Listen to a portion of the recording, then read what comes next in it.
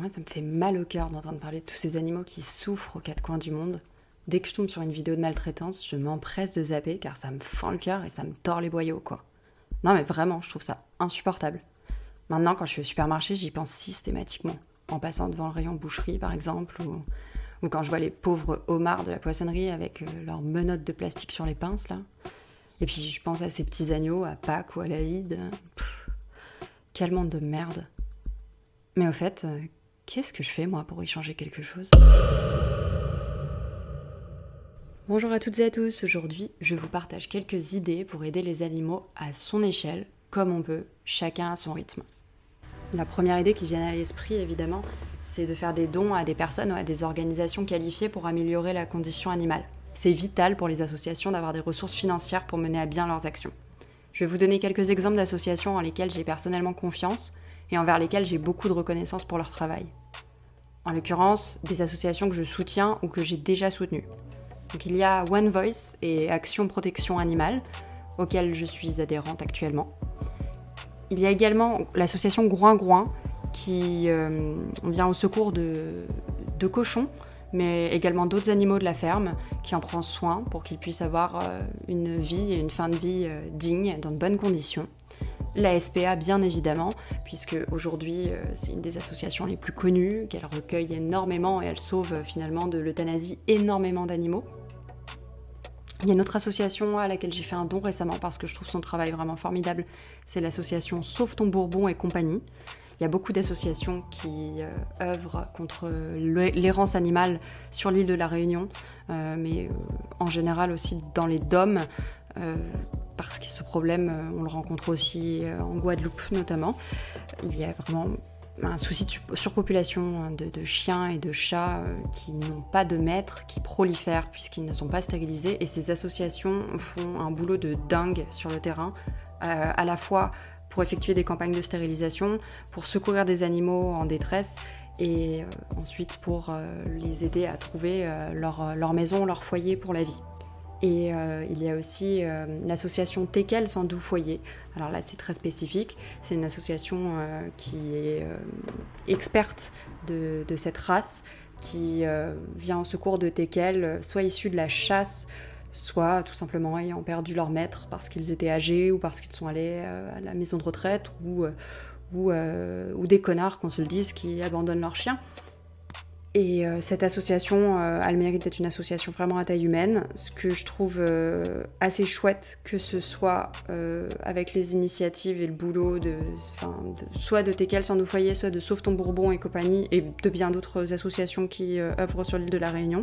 C'est que ce sont des assos qui partagent énormément d'informations sur les réseaux sociaux, qui font vraiment un travail d'information et de suivi des petits animaux secourus, ce qui permet vraiment d'avoir des nouvelles en fait, et de voir jour après jour comment avance le travail de l'association. Et ça, c'est quand même assez chouette, assez encourageant, c'est motivant, ça montre vraiment les réussites, les obstacles auxquels souvent ces associations et ces acteurs de terrain sont confrontés.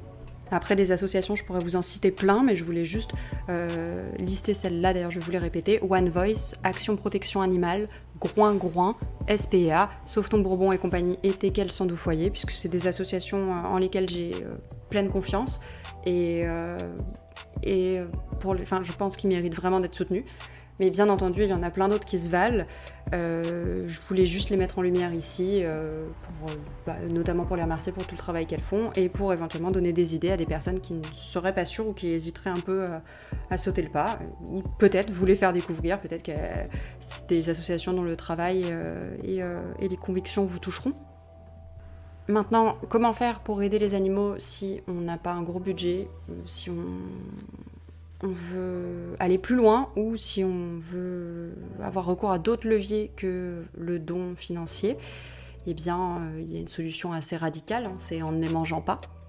À partir du moment où on ne mange pas d'animaux, on ne cautionne pas et on ne finance pas leur massacre, leur abattage, et on ne contribue pas du coup à l'élevage dans de mauvaises conditions.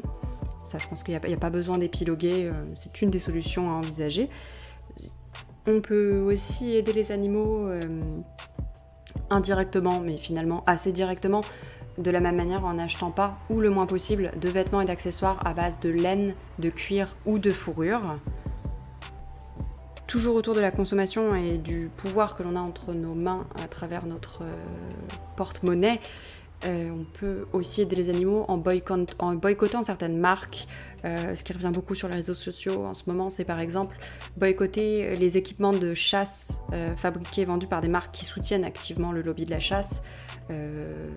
Alors, vous me direz pourquoi, à quel moment je vais m'équiper d'accessoires de chasse. En fait, tout simplement, c'est qu'il y a une grosse mode de la photographie animalière en ce moment dans la nature et les gens cherchent des solutions pour se camoufler, pour se fondre le mieux possible dans l'environnement et que les animaux ne les remarquent pas pour pouvoir faire de belles photos, ce qui est une activité très sympa et je n'ai absolument rien contre personnellement, mais effectivement c'est plus sympa de privilégier dans ces cas-là des marques qui n'ont rien à voir avec le milieu de la chasse. Si vous n'avez pas beaucoup d'argent mais que vous avez un peu de temps, il y a aussi plein de manières de faire du bénévolat. Les associations sont très demandeuses, que ce soit d'aider à partir de compétences dont on dispose, comme par exemple aider pour la communication sur les réseaux sociaux, aider pour des tâches administratives, ou même aider dans des centres de soins de la faune sauvage, être formé pour pouvoir vraiment soigner les animaux. C'est tout à fait possible, il y a plein de dispositifs pour ça, plein de possibilités sur lesquelles c'est assez facile de se renseigner en ligne. Certaines associations et certains mouvements militants accueillent également les bénévoles à l'occasion d'événements pour les assister et être plus nombreux, notamment pour des manifestations. Ça nécessite un tout petit peu d'organisation en amont, évidemment. Il vaut mieux prévenir l'association en question de sa visite, ne serait-ce que pour que les associations puissent s'organiser au niveau administratif pour déclarer le nombre de manifestants. Je l'ai fait personnellement déjà avec One Voice, dont je vous parlais tout à l'heure. Dans chaque région, il y a des antennes de l'association dont vous pouvez vous rapprocher pour contribuer à leurs actions et aller sur le terrain, essayer d'évangéliser un petit peu, si j'ose dire, des personnes à la cause, discuter, mais aussi faire entendre des messages et essayer toujours d'aller vers une prise de conscience. Et ce qui est bien, c'est que pour ça, il n'y a vraiment pas d'engagement, il n'y a pas besoin non plus d'être adhérent à l'association, il suffit de prévenir de sa disponibilité, se mettre en relation avec la personne qui coordonne l'événement et rejoindre les équipes sur place le jour J. Donc c'est aussi assez intéressant pour prêter main forte aux acteurs de terrain. Et enfin, ce qui peut paraître un peu bête, un peu évident, mais qui pour le coup ne coûte pas grand-chose, c'est en sensibilisant à la condition animale autour de soi, en parler. C'est comme ça qu'on fait avancer le débat, qu'on nourrit la réflexion, que la prise de conscience grandit et que petit à petit les gens mettent en place des actions à leur propre échelle. Pour celles et ceux qui sont sur les réseaux sociaux, en reliant les contenus des associations et des militants, la médiatisation et la viralité, c'est vraiment le nerf de la guerre, ou presque, après l'argent en tout cas.